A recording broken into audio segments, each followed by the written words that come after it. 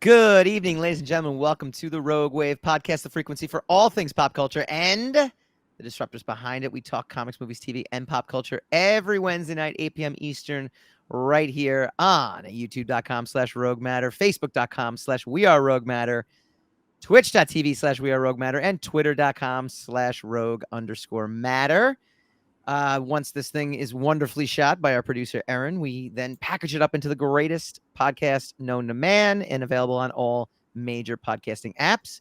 I'm your host, Michael Dolce, as always, joined by my cohort in crime, the Lord of the Radio himself, Mr. Hassan Godwin. How you doing, sir? Yay, another Wednesday. I think I got to switch camera views. I'm like pointing there and you're over there. And now, I'm coming to you live from the... Don't ruin the magic for the people at home, man. You're ruining I just the did. magic. I'm saying I already did like that. You're destroying the illusion. We're like, in the same place. We're in the same studio. Next week we will be. We were supposed to do it this week.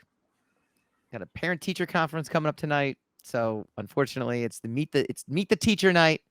So we said, all right, let's wait. We will postpone the Rogue Wave holiday party, which has already been postponed from last December, one more week. And look, it's it would have been really hot. So see, there you go. You got your wish. It'll be hot next week. Well, maybe. I don't know. We'll see. We don't know. It'll be like 80 degrees next week. It'll be 80 degrees forever and ever. But yeah, so we will be in the new Sire Studios studio, or the new Sire Studios. Yeah. Officially together in the same room. You'll literally be sitting right over there. So this way, when I'm pointing to you, we'll have to adjust the camera at that point too. We've got a great show tonight. I'm hoarse, by the way, because I went to Pearl Jam on Sunday. So, and I just screamed my lungs out. So you could hear it in my voice. Still recovering. It's just I'm not a big fan of age, man. Not good. We are going to be talking D23.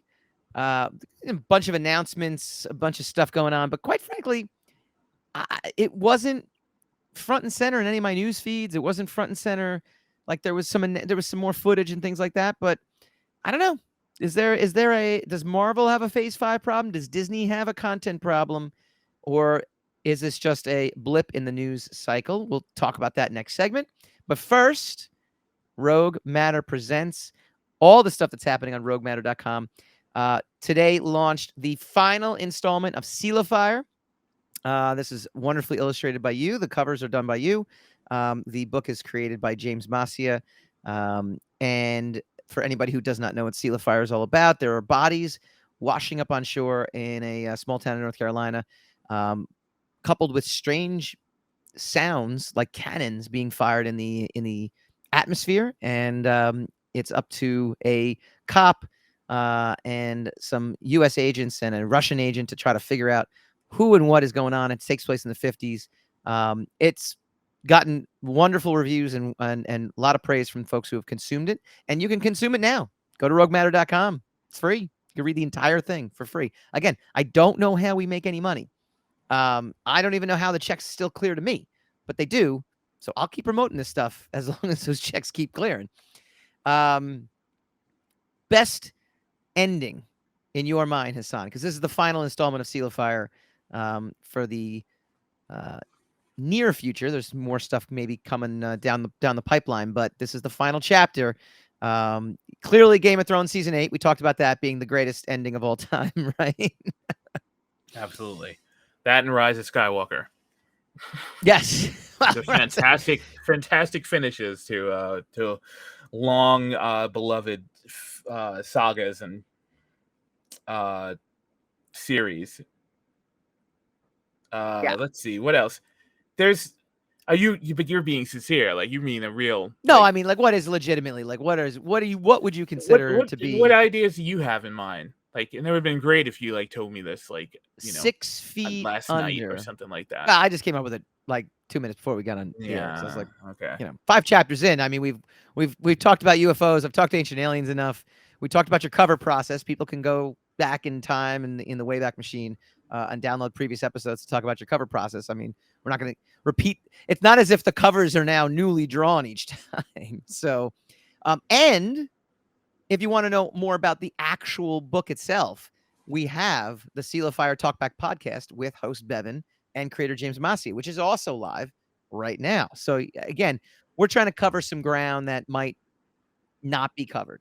And so being the last chapter, I thought, what an interesting topic that I just came up with to come up with your best endings ever. And I would sit there and say 6 Feet Under might be one of the best endings to anything. It doesn't have to be a TV series, because obviously Seila Fire is a book. Hopefully one day it's a TV series. But yeah, what would you consider? Has it be a TV show? Could be a movie. No, it could be anything. Yeah, best endings. Like Usual Suspects is one of those classic endings, right? The ending to The Lost Boys. Fantastic ending. I agree with you on that. Oh, the grandfather, like that came out of nowhere. Vampires. I like that. Yeah. And speaking of vampires, the ending of the first Blade movie was great when he was in Moscow. Okay. Remember that? Vaguely. You know, the whole movie had this kind of cold blue, or like this weird, like sweltering summer palette. You know, even though it was nighttime. And then the very end of the film takes place supposedly in Moscow. Okay. And so there's a blizzard, and then they completely changed the color palette of the film. And he's, you know, it just shows that Blade is like it's like a global force to be reckoned with. He chases vampires all over the world. And it was just it's just a fantastic change of setting. Yeah. So, that was a great ending. I would say, the second Hobbit movie ended really well. Whoa. I like it. You're coming out. See, this is great. This is stuff that I would never have. I never would have associated. I'm just remembering endings that had an effect on me. And yes, well, that's generally what we like to do. Yeah, the second Hobbit movie was the desolation of Smaug.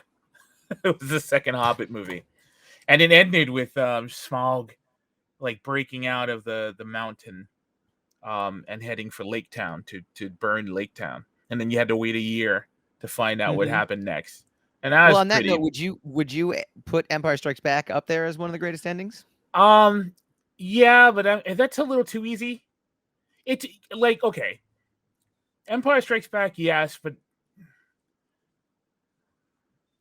like I actually wouldn't say it's one of the greatest endings. I would say it's one of the greatest cliffhangers. And I think there's a difference. Well, no. That's an ending, though. Yes. That's the end of the film. I asked you if it was film or TV show. Are you talking about like a definitive ending, like the finish? Like there's not going to be anything more than this. Yeah, I would say Empire Strikes Back to me would fall into that great cliffhanger, but not great ending, because it's a part 2. I mean, it's it doesn't wrap the story up. Like you got to get up and leave the theater after it's over, or you're. I mean, it's very true. Yes, the movie itself shuts off. Yes, so that's the ending. Isn't that? But it's not as if it's the greatest. I mean, yes, all everything eventually ends. I will say you've given me no time to think about this, so that's why my choices are crap. But no, your choices are not crap. I'm going to tell you in my extremely hoarse voice, I like every single choice you've brought out here. Hell yeah! It just it shows your on the spot versatility here in terms of being able to think on the spot. That's as good as I got. Well, endings are a big deal. We're just firing on all cylinders today, aren't we? Yes, we're doing as great as usual. Endings are really hard. Nobody likes endings. Dexter ended terribly, went away, came back to redo the ending so that they could fix the last ending, and they pissed everybody off all over again. Yeah. So let me ask you a question. Endings are hard. Let me ask you a question. Because of the gravity of expectation, is Game of Thrones the worst ending of all time? Season 8. Like not House of the Dragon. We don't know where that's going yet. But is that the worst ending of all time? Only because, not necessarily because of what happens, but because of the level of expectation that went in. And before you answer that, I'll give you the only other comp I can think to that which I don't actually agree with, I actually enjoyed the ending, was the Seinfeld series finale, which got roasted. Everyone roasted the Seinfeld series finale. I loved it. I actually thought it was brilliant. I thought it was cool too when Seinfeld's walking down, he's like, "Oh, we'll be gone for a year and then we'll be back," and everyone's like, "Oh, are they going to come back in a year?" But I like that they all went to prison at the end. I thought that was a very fitting ending. Do you remember the show Family Ties with Michael J. Fox? Yes. I remember that show was boy, this is going way back when this show was new, or being first run aired, and we were in there last season, and the showrunner ruined everything for me because he joked, we're probably just going to end it with them all, going down in a plane crash, right? That whole family getting killed in a plane crash. And so when they didn't do it, I was mad. I thought that ruined, because they had the run of the mill where they just, they went through a scenario of drama, and then they clap for each other, and the audience participation and all that stuff. And I'm like, where's the plane crash?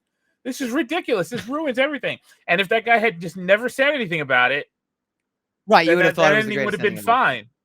Yeah, that ending would have been fine. Yeah. But he raised my expectations, and then he ruined it. So I don't know. Look, I'm in the context of trying to bluff my way through this. I'd say Justified had a great ending. Breaking Bad had a great ending. Without spoiling it. I feel like I'm never going to watch Breaking Bad.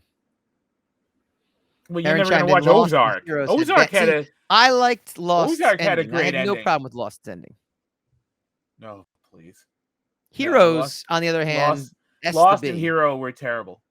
They were terrible. I didn't mind the Lost ending. I didn't mind it. They overstayed their welcome, as far as I was concerned. Lost was here's completely... the thing.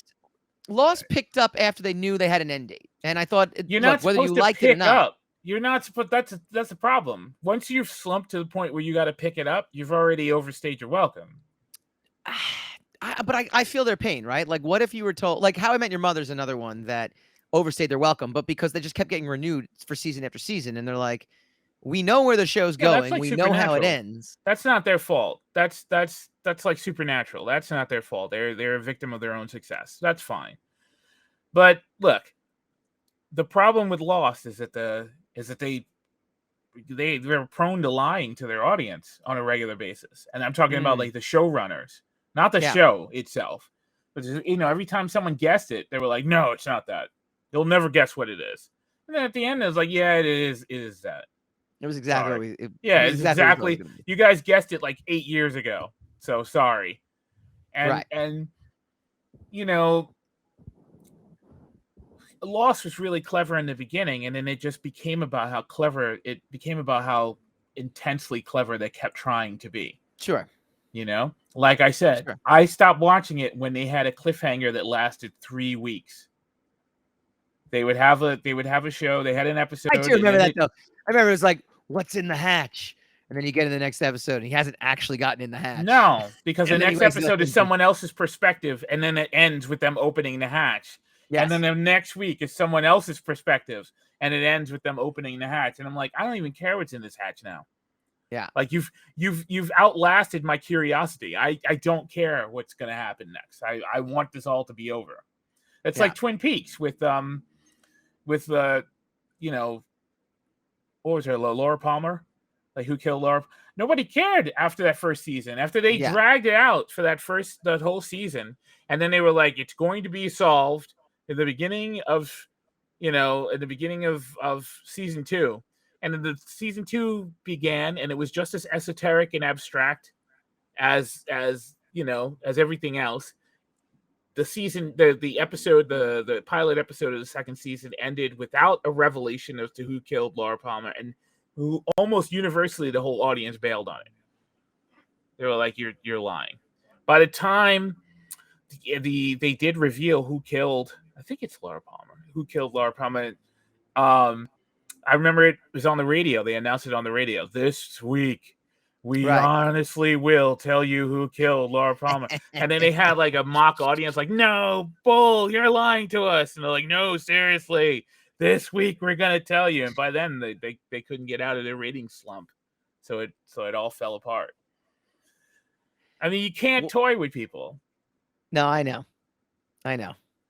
But I mean, that's the whole beauty of it, right? Because if you do mount that ending, like I was going to say, a particular movie that I didn't like, I still think they nailed the ending, which was Avengers Endgame.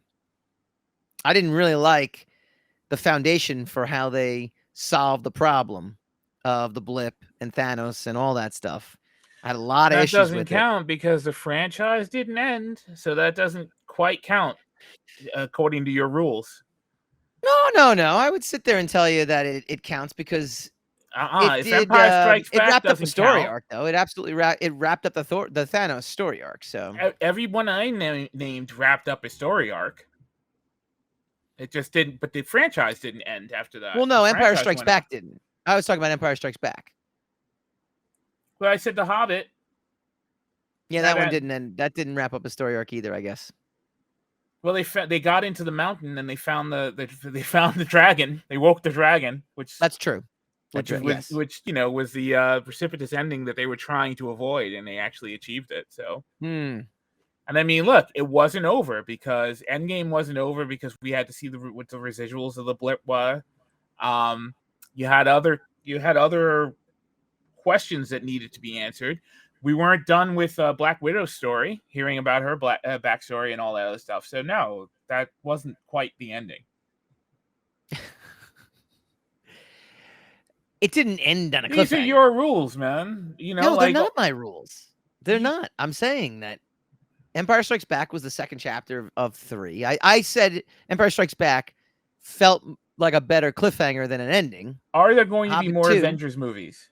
Yes. That means the Avengers saga is not over. I wouldn't call it a saga. Would you think the next Avengers movie is in any way, shape, or form really connected to Infinity War and Endgame, which were bookend Part 1 and Part 2? Yes. All right. What do you guys think? Chime in. Best ending of all time, worst ending of all time, and go check out Seila Fire and go check out the Seila Fire Talkback podcast because it is the final installment. We're gonna do this conversation all over again next week because we have the last issue of Until I Die. So we'll segue right into next week as well too. Isn't that amazing? Coming up next, D23. Did it blow our minds? Underwhelm? And if it underwhelmed, does that mean they've got a Phase 5 problem coming? We will discuss when we return.